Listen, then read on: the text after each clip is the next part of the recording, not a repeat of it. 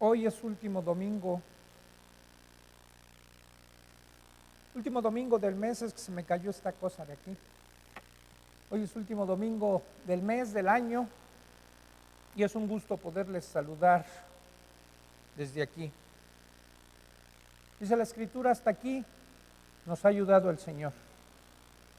Y espero que hoy podamos terminar este último domingo del año con un mensaje que deje en su corazón la esperanza de que en el Señor siempre va a haber tiempos mejores. Te invito a que me acompañes a orar para disponernos a escuchar lo que el Señor tiene hoy para nosotros.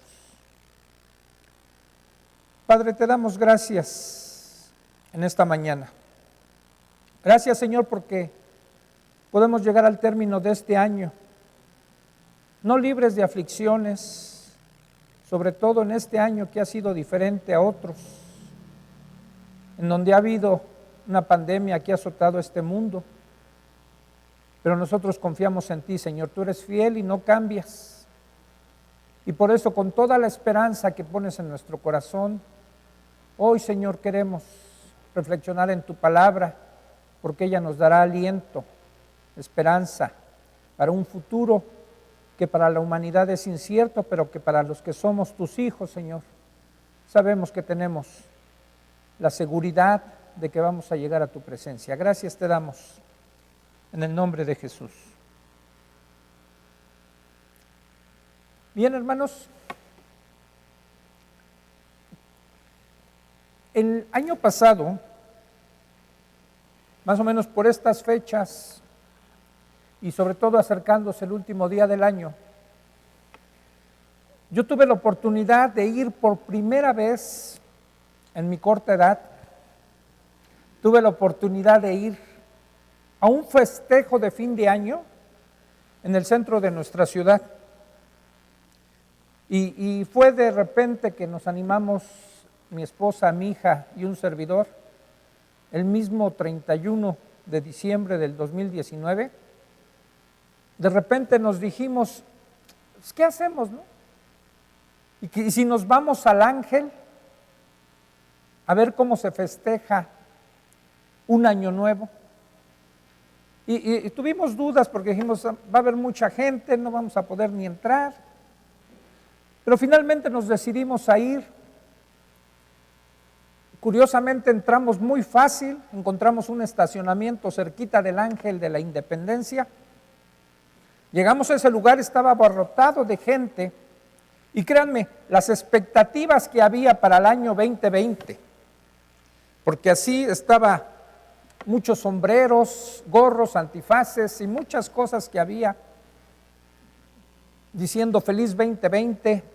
Y yo me acuerdo que en el ambiente se percibía un ambiente, digamos, de positivismo, que el 2020 nos iba a traer grandes bendiciones, iba a ser un gran año, ¿no? Y toda la gente hablaba del 2020 como una especie de superstición. Llegamos a ese lugar y se sentía, se percibía la algarabía. Había unos grupos musicales, no me acuerdo ni qué músicos había, creo que era, no sé, Los Ángeles Azules o no sé quién era. La gente bailando. Nosotros estuvimos ahí un rato, les voy a ser sincero, yo no bailé. Pero estuvimos en ese lugar y sí se contagia uno a veces de todo eso, sobre todo cuando empezó la cuenta regresiva del año, ¿no? Y nos decíamos unos otros, feliz 2020.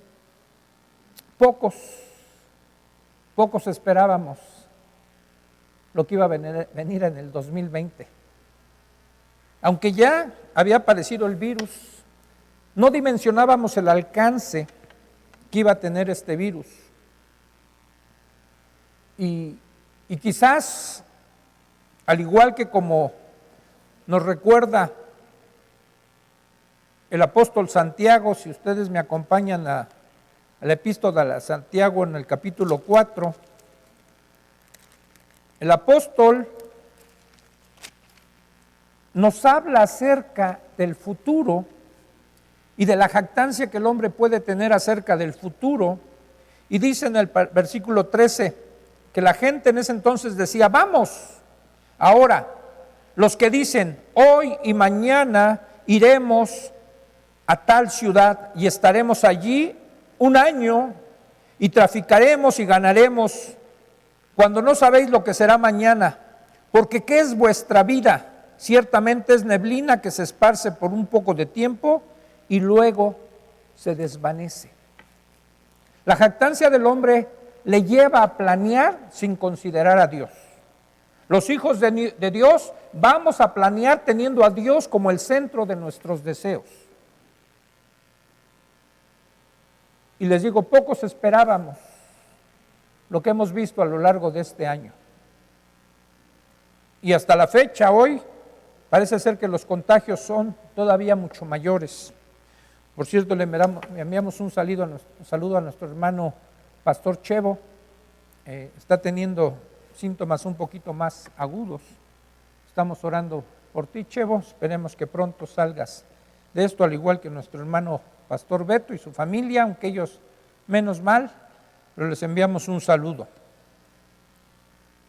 Y dice un refrán muy mexicano, ¿no?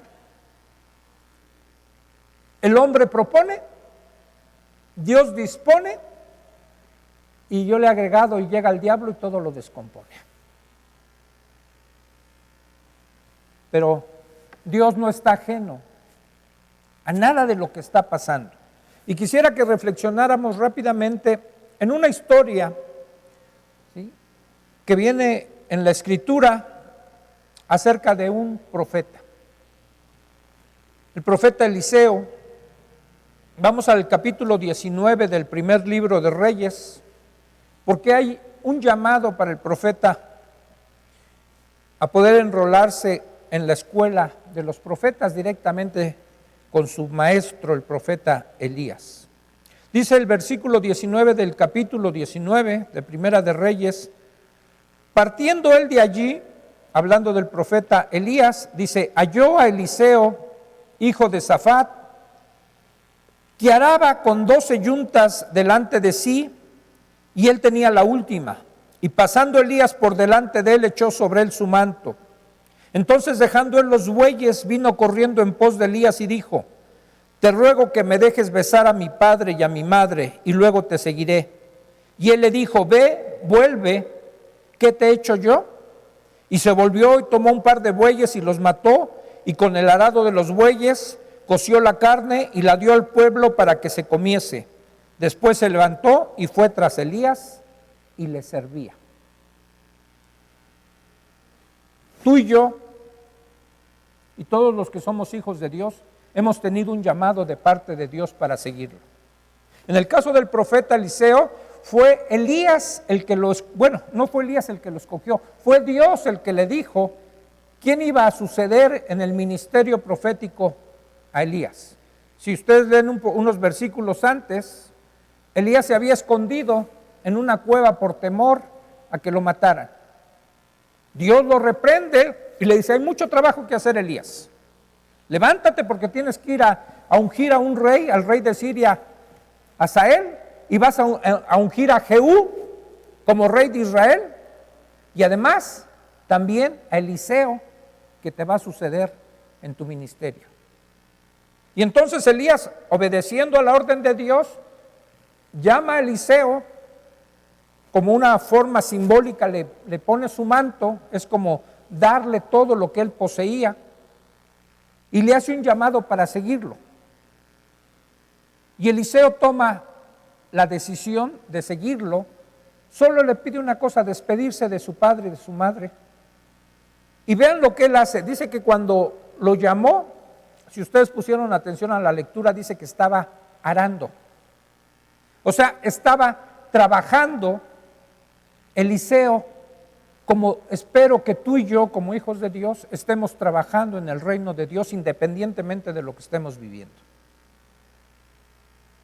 Y Eliseo toma una decisión de seguirlo, y vean qué es lo que hace él. Después de que se despide de sus padres, su instrumento de trabajo, que era el arado, ¿sí?, el yugo, la yunta con que él conducía a sus animales para arar el campo, decide romperla, decide con eso hacer un fuego, mata a sus animales y ofrece comida para todo el pueblo. Quiero sacar una enseñanza de aquí. Eliseo estaba dejando atrás su pasado. No iba a volver al trabajo anterior. Y mira, yo te invito, no solo a partir del próximo año, porque no es porque venga un año nuevo que tenemos que dejar atrás el pasado. El pasado lo tenemos que dejar una vez que ya pasó. Sea un minuto, sea un año, sean 10 años. No podemos vivir mirando hacia atrás, hacia el pasado, ¿sí? Podemos sacar enseñanza del pasado, pero no anclarnos en el pasado.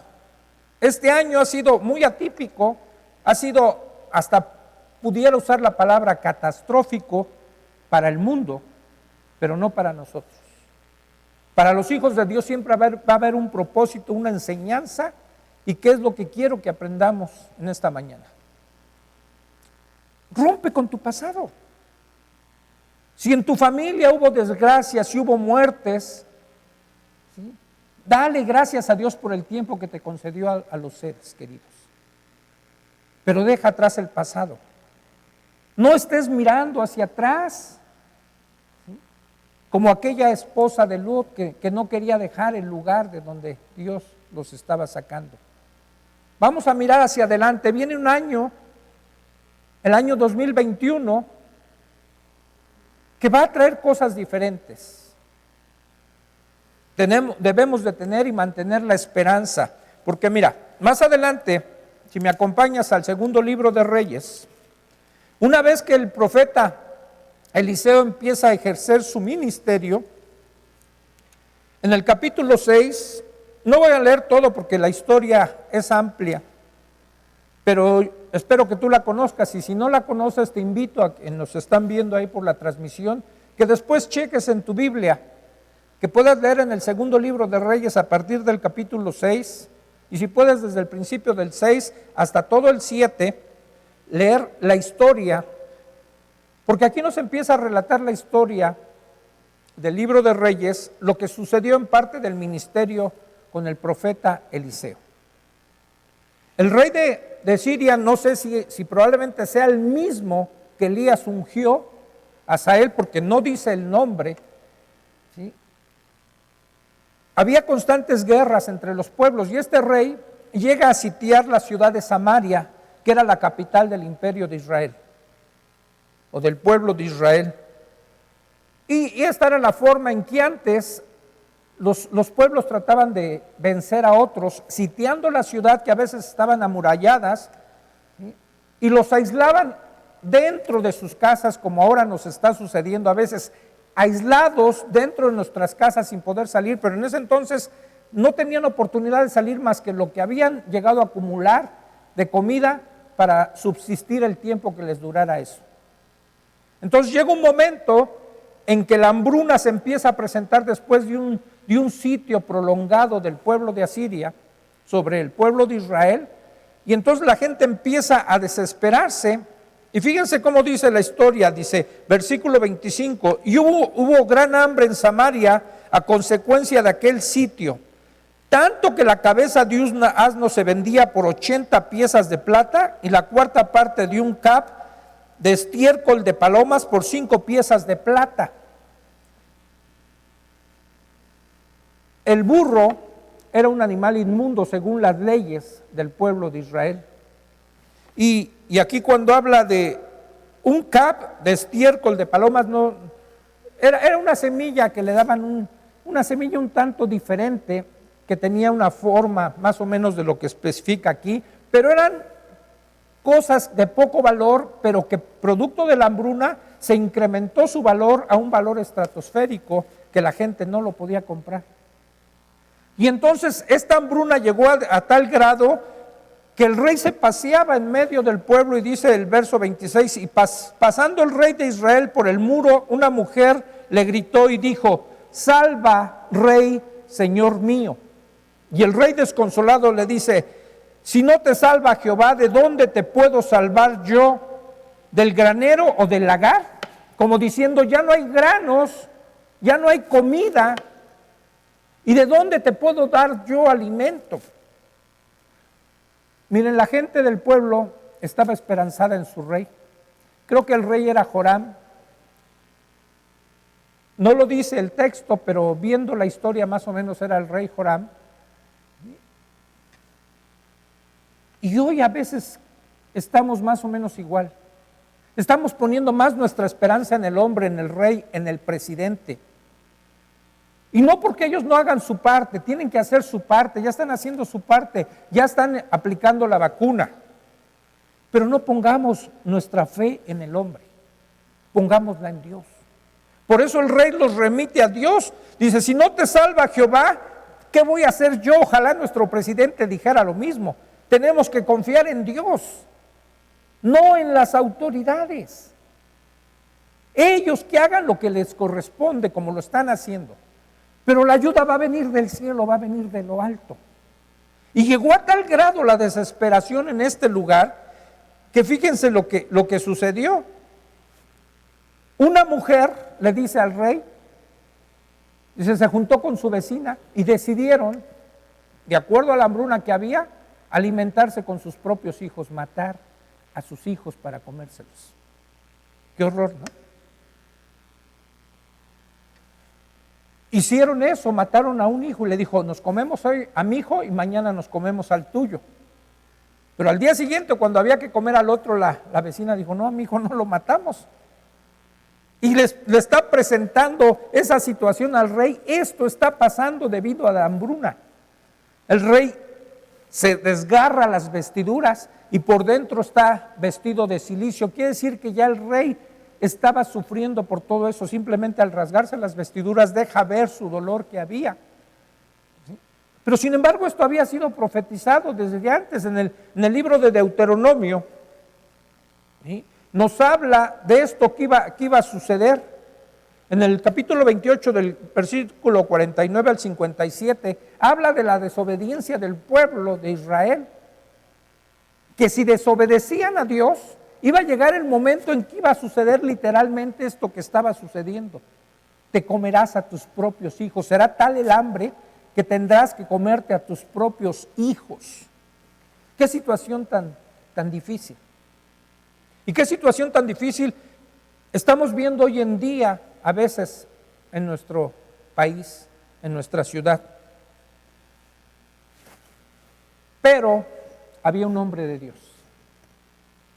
Había el profeta Eliseo que traía un mensaje de esperanza. Y entonces, como sucede casi siempre, queremos buscar culpables en las cosas. Y el rey quiso buscar un culpable y dijo, es Eliseo. Por culpa de Eliseo, quizás a lo mejor pensó, él ungió al rey de Siria. Por eso estamos viviendo estas cosas. Y promete, el rey dice, si mañana no le corto la cabeza a Eliseo.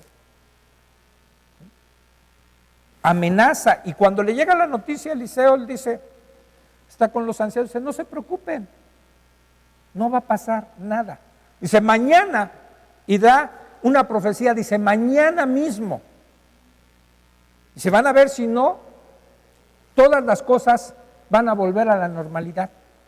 Se van a vender las cosas en un precio accesible para todos, no se preocupen. Y ustedes sigan ahí la historia. Y un oficial del rey, sobre el cual el rey se recargaba, le daba su brazo, el oficial se recargaba para que pudiera sostenerse el rey, le dice a Eliseo, estás loco, esto no puede ser.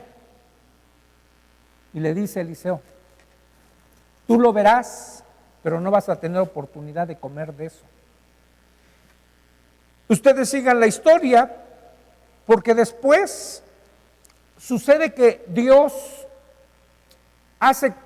produce un ruido en medio del campamento de los sirios, como de caballos de guerra, como carros de guerra, y de repente los sirios salen espantados, confundidos, creen que el pueblo de Israel ha contratado a los hititas, ha contratado a los egipcios para atacarlos, y salen despavoridos y dejando todo el campamento, con todos los alimentos, todas las riquezas que había. Pero el pueblo de Israel no se ha enterado. ¿Saben quién se enteró? Dice, había 4 leprosos. Y los leprosos, por su condición de enfermedad, se ponían a la puerta de la entrada de la ciudad para que ahí la gente llegara a ofrecerles alguna limosna, algún alimento para poder subsistir. Ellos no podían entrar a la ciudad. Bajo el peligro podían entrar de que fueran apedreados. Y sin embargo estos leprosos estaban ahí, ya no había alimento dentro de la ciudad, estaba el campamento de los sirios, pero ellos tampoco se atrevían a ir a los sirios. Y finalmente ellos toman una decisión, dice, bueno, ¿qué hacemos aquí? Nos vamos a morir. Dice, ¿por qué no vamos con los sirios? Quizás ellos tengan misericordia de nosotros y nos den un alimento y no muramos. Y si morimos y si nos matan, pues de todos modos nos vamos a morir de hambre. Y cuando ellos se acercan al campamento de los sirios, se dan cuenta de lo que ha sucedido. No hay ningún sirio. Y empiezan a encontrar alimento, comida, vestidos, ¿sí?, riquezas, y empiezan ellos a alimentarse, a tomar cosas, se retiran y van a regresar, y de repente, si ustedes ven ya en el capítulo 7, en el verso 9, de repente dice uno de los leprosos, que por cierto, ¿alguien cree que esos leprosos eran Giezi, el siervo de Eliseo, que ustedes pueden ver en el capítulo 5, cuando Eliseo sana al sirio Naamán, y Naamán quiere darles unos regalos, y en fin la lepra se le pega a Giezi? Algunos dicen que es Giezi y sus hijos, no lo aclara la escritura, algunos historiadores creen que es eso. Y dice en el versículo 7 de estos leprosos, luego se dijeron entre sí el uno al otro, no estamos haciendo bien, con que nada más ellos 4 estuvieran acumulando la comida, las riquezas, los vestidos, todo lo que habían encontrado en el campamento sirio. Dice, hoy es día de buena nueva. Y nosotros estamos callando, y si esperamos hasta el amanecer, nos alcanzará nuestra maldad. Vamos pues ahora, entremos y demos la buena noticia a la casa del rey. Pero lo que quiero resaltar es cuando dice, hoy es día de buenas noticias. Hoy, hermanos, es un buen día para dar esa buena noticia. Esto no va a seguir igual. Esto va a cambiar para bien porque tenemos un Dios fiel. Un Dios que está al pendiente de sus hijos. Un Dios que no nos ha abandonado a nuestra suerte, aunque pareciera, aunque muchos a lo mejor ahí en el mundo se estén preguntando, ¿y dónde está Dios? Y espero que ningún cristiano esté preguntando, ¿y Dios? Dios no ha perdido el control de las cosas. Dios sigue en total control de lo que está sucediendo. Es más, ahorita vamos a ver algunos otros textos que nos van a poder hablar de eso. Nuestra única fuente de confianza debe estar en Dios. No desdeñamos los esfuerzos del gobierno, pero es Dios el que nos dará una salida. Acompáñenme al libro de Lamentaciones, porque este libro se escribió un poquito más adelante de esto que estamos narrando. Lamentaciones la escribió el profeta Jeremías, y ese profeta fue el profeta del cautiverio, estuvo anunciando antes de que los llevaran al cautiverio, y estuvo profetizando aún dentro del cautiverio. Pero cuando escribe el libro de Lamentaciones es un libro donde está él narrando las vivencias que tuvo después de que vio la ciudad destruida, quemada, la ciudad de Jerusalén. Y en el capítulo 3, que es el capítulo quizás más conocido del libro de Lamentaciones, dice a partir del versículo 19, le dice al pueblo, acuérdate de mi aflicción, o le dice más bien a Dios, acuérdate de mi aflicción y de mi abatimiento, del ajenjo y de la hiel. Lo tendré en memoria porque mi alma está abatida dentro de mí. Esto recapacitaré en mi corazón, por lo tanto esperaré. Por la misericordia de Jehová no hemos sido consumidos, porque nunca decayeron sus misericordias. Nuevas son cada mañana, grande es tu fidelidad.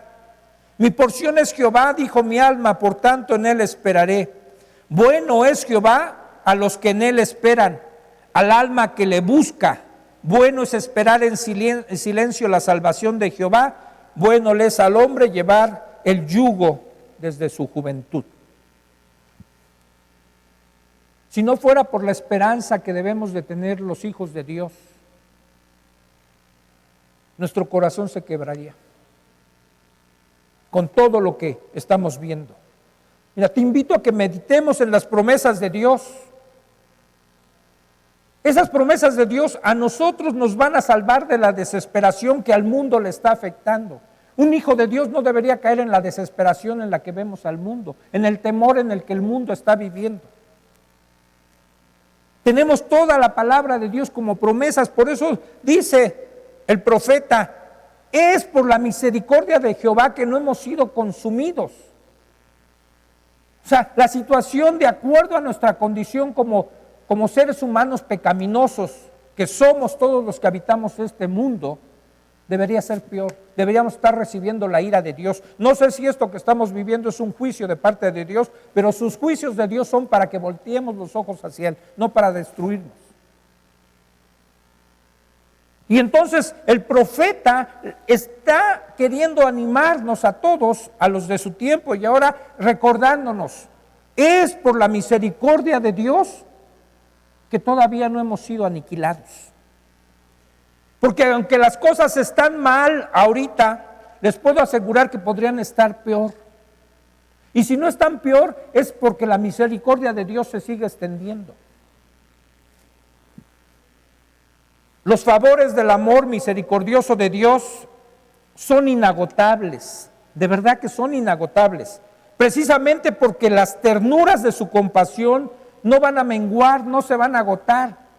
Por eso seguimos de pie, hermanos. Los ríos de la misericordia de Dios no se secan. Nunca se va a secar el río de la misericordia de Dios. Cada día, cada mañana los está renovando. Por eso nos invita el profeta, dice, bueno es esperar en Él. Esperar en Jehová, esperar en Dios. ¿Sí? Aún, hermanos, mira, si perdiéramos lo que este mundo o los gobernantes de este mundo nos están ofreciendo, quizás la libertad de poder hacer ciertas cosas que hoy estamos perdiendo. Por ejemplo, ya no tenemos la libertad de reunirnos en lugares públicos con más gente. Hoy tenemos que hacer una transmisión sin hermanos aquí en el local. Prohíben las fiestas, estamos perdiendo esa parte de libertad. No te puedes reunir con tus familias, incluso en forma de broma. Ya en los memes dicen que está prohibido cantar en esta época, ven a mi casa esta Navidad.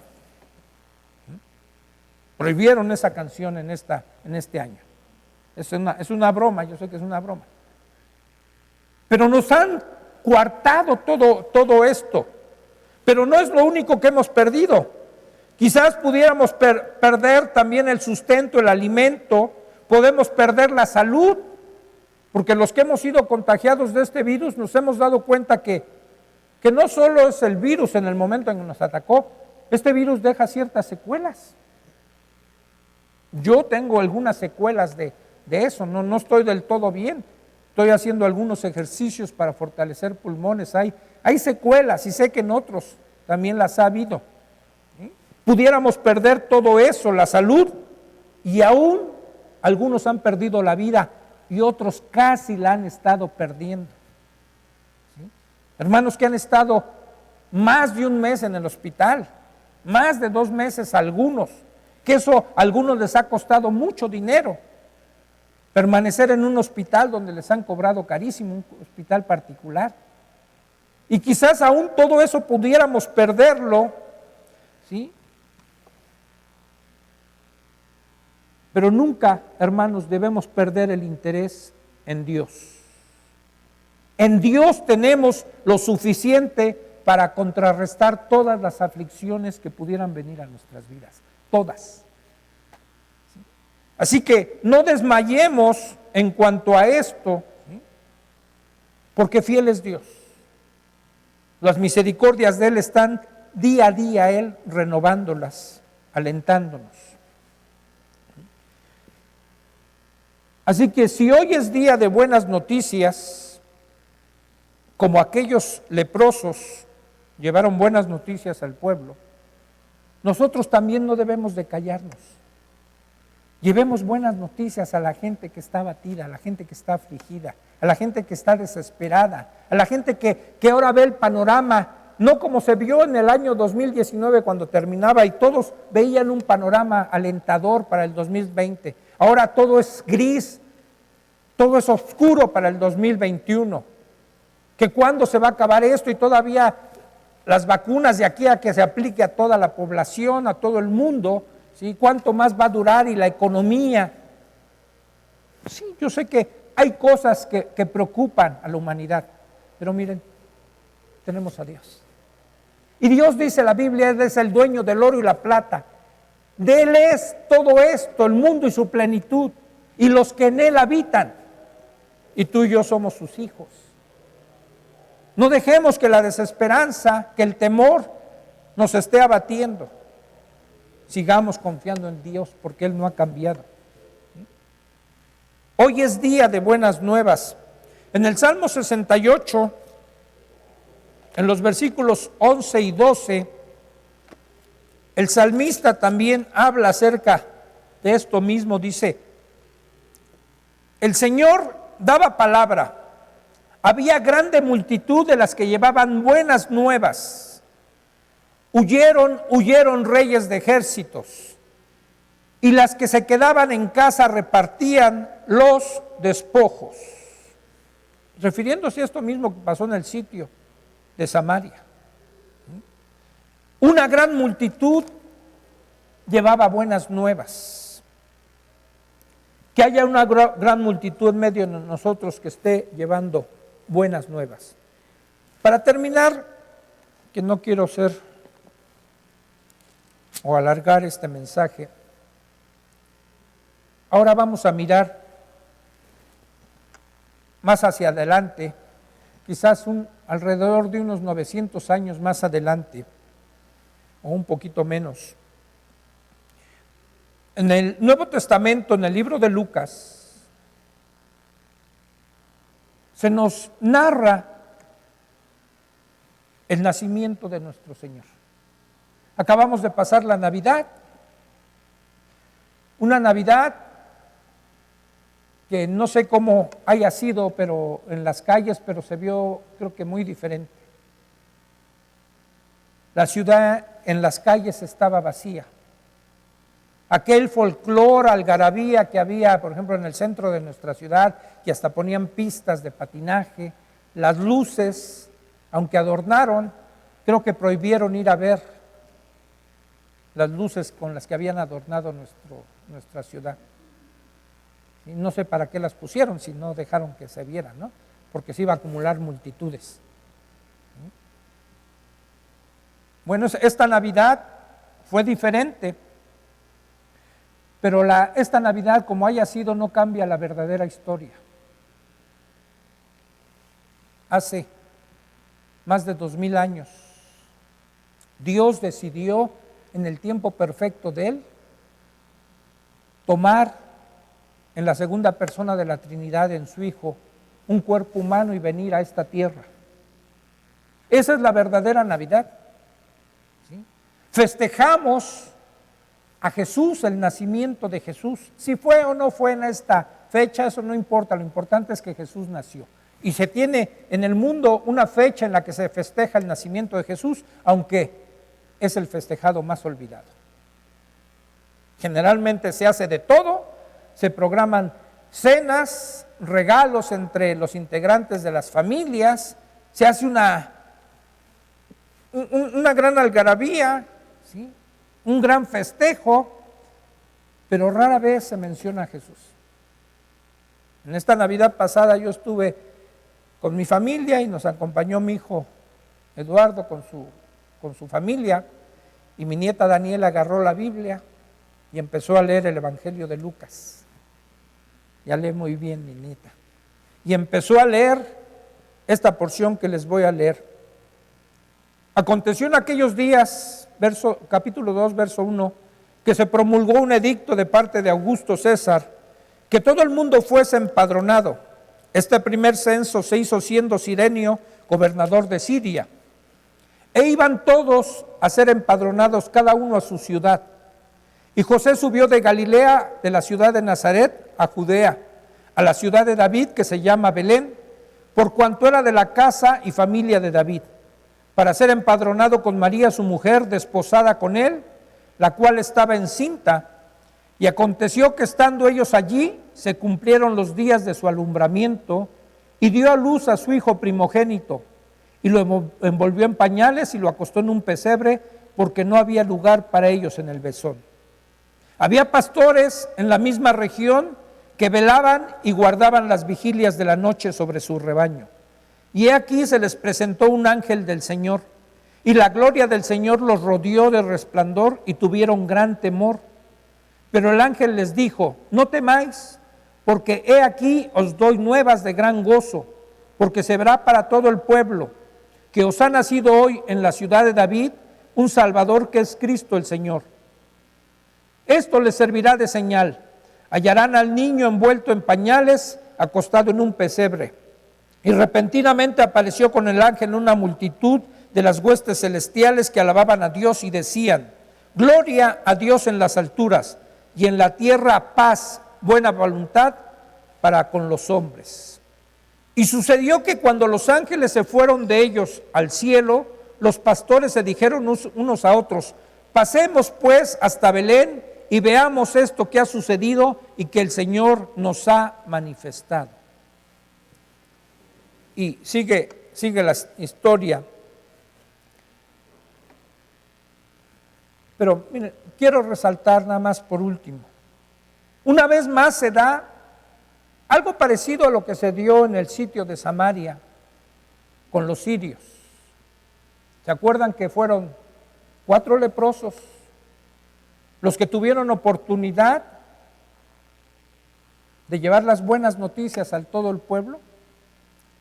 ¿Por qué Dios escoge a ciertos personajes que para nosotros a lo mejor pudieran parecer indignos o de poca importancia, insignificantes? Bueno, porque para Dios no hay seres insignificantes. Es más, la misma Biblia dice que el que se humille será ensalzado.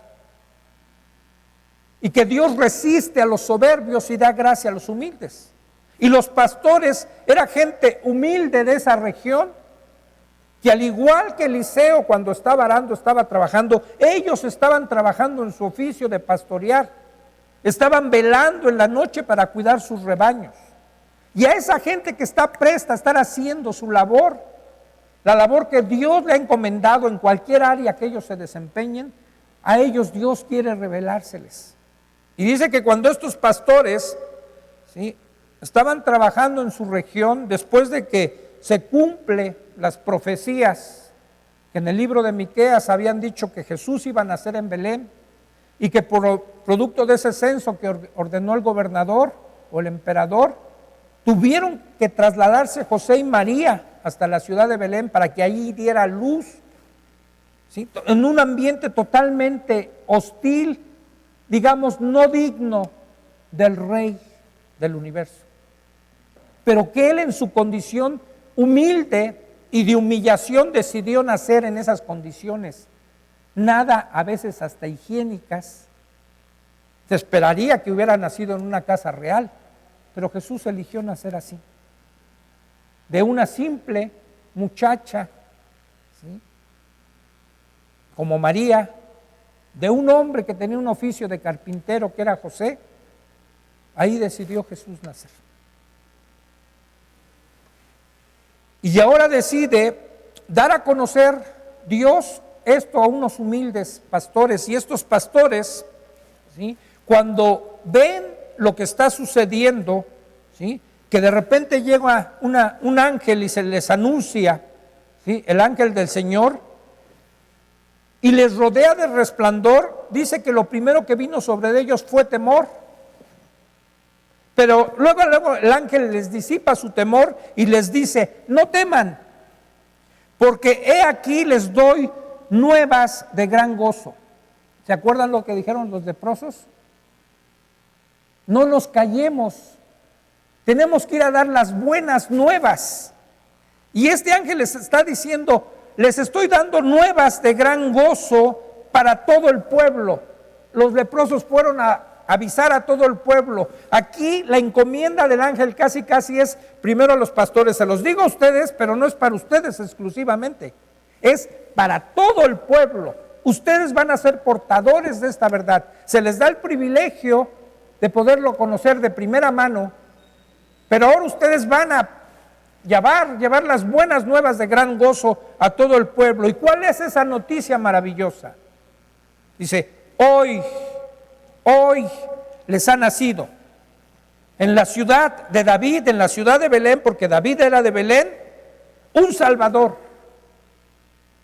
el Salvador del mundo, Cristo. Su nombre es Jesús, Cristo el Señor. La historia registra eso, hermanos. Ahora sí, volteemos para atrás para sacar enseñanza de la historia, porque eso está registrado en la historia. Es más, ese nacimiento partió la historia de la humanidad en dos. Hoy se cuentan los años antes de Cristo y después de Cristo. Antes del nacimiento de Cristo no existía eso. Ustedes no van a encontrar documentos fechados antes de Cristo, no los van a encontrar, y aún unos después de Cristo no los van a encontrar. Llegó un momento en que tuvieron que documentar así todas las cosas antes y después de Cristo. Ese es nuestro Dios que nació, ¿sí? Y les dicen, el ángel, van a encontrar como una señal a ese Jesús que ya nació en un establo, está recostado en un pesebre donde comen su paja los bueyes. Ahí lo recostaron, no está en una cuna de oro, pero sin embargo es el Salvador del mundo. Y dice, e inmediatamente después de esto, de una manera repentina, junto con el ángel, apareció una multitud de huestes celestiales, de ángeles, ¿sí? Y entonando un canto y decían, gloria a Dios en las alturas, y en la tierra paz y buena voluntad para con los hombres. No cambiemos el versículo porque luego se ha cambiado mucho. Dice, paz en la tierra y buena voluntad de los hombres. No, los hombres no tenemos buena voluntad. La buena voluntad es de Dios para nosotros. Es Dios el que ha derramado su buena voluntad al enviarnos a un Salvador, a Jesús. Así que si nosotros se nos ha concedido también conocer estas buenas nuevas como esos humildes pastores, esas nuevas de gran gozo, ahora nosotros también tenemos que compartirlas. Hermanos, es una realidad. Jesús nació. Lo vimos en la clase de Street Colors. Jesús nació y su nacimiento nos debe traer gozo, no temor. Su vida nos debe traer esperanza. Su muerte en la cruz nos trae perdón, redención. Resucitar de los muertos nos ha traído confirmación de que Él es el Hijo de Dios. Su partida de esta tierra es para seguir intercediendo por nosotros a la diestra del Padre. Y su promesa es de que va a regresar. Así que mirar al pasado va a afianzar nuestra fe en lo que Dios ya nos dio. Nos dio a su Hijo. Que esto nos dé la fe suficiente para caminar hacia el futuro, por incierto que parezca el futuro, porque Dios va a enjugar toda lágrima. Él promete, ya no va a haber muerte, no habrá más llanto, no clamor, no dolor, porque las primeras cosas pasaron, dice Apocalipsis 21, 4 y 5, y termina el versículo 5 diciendo el mismo Jesús, yo hago nuevas todas las cosas. Esto que estamos viendo, mis queridos hermanos, va a pasar. Llevemos las nuevas de gran gozo. Esperemos con fe y con confianza el año que viene, amparados en las promesas de Dios. No en nuestros planes, no en lo que nos ofrezca este gobierno. Acuérdense, las misericordias de Dios se renovarán cada mañana. Así que el Señor va a hacer nuevas todas las cosas. ¿Qué va a venir? Yo creo que vamos a salir más purificados de esta prueba. Vamos a salir más fortalecidos en la fe. Esperemos que cuando tengamos oportunidad de volvernos a reunir aquí, este lugar esté lleno y que juntos podamos alabar al Señor y unirnos a ese canto celestial y decir: gloria a Dios en las alturas. Nuestro Salvador nació, nuestro Salvador vino a nuestras vidas, nuestro Salvador está en medio de nosotros. Te deseo que tengas un año esperanzador 2021 y que este año podamos dejarlo atrás y podamos mirar con fe y esperanza hacia el futuro, que nunca muera. Eso, para que eso nos mantenga firmes en nuestra esperanza. Oremos. Señor, te damos gracias, porque aún en medio de las pruebas que nos ha traído este año, ha servido para purificar nuestra fe. Tu misma palabra nos invita a que no tomemos las pruebas como algo que nos viene de repente, como si algo raro estuviera ocurriendo, que más bien las recibamos con gozo, ¿sí? Porque puesta a prueba nuestra fe, será purificada, más preciosa que el oro saldrá. Y Señor, si hemos sido llevados a padecer, también hemos recibido tu consolación. Y tú nos invitas a consolar a otros con la misma consolación con que tú nos has consolado. Porque para eso somos un cuerpo, para apoyarnos unos a otros, para sostenernos unos a otros, para caminar juntos en esta carrera. Dice tu palabra que todavía, Señor, no hemos combatido hasta la sangre contra el pecado. Y que tenemos esa carrera puesta por delante, pero nosotros poniendo nuestros ojos en ti, Jesús, autor y consumador de nuestra fe. Señor, nuestro corazón te anhela. Señor, y sabemos que nos vas a dar las fuerzas suficientes para enfrentar lo que venga, porque tomados de ti, Señor, estamos seguros. Nadie nos va a poder arrebatar de tu mano. Gracias, Dios. Gracias por este año de pruebas y dificultades. Y gracias, Señor, porque nos has sostenido en medio de todo esto.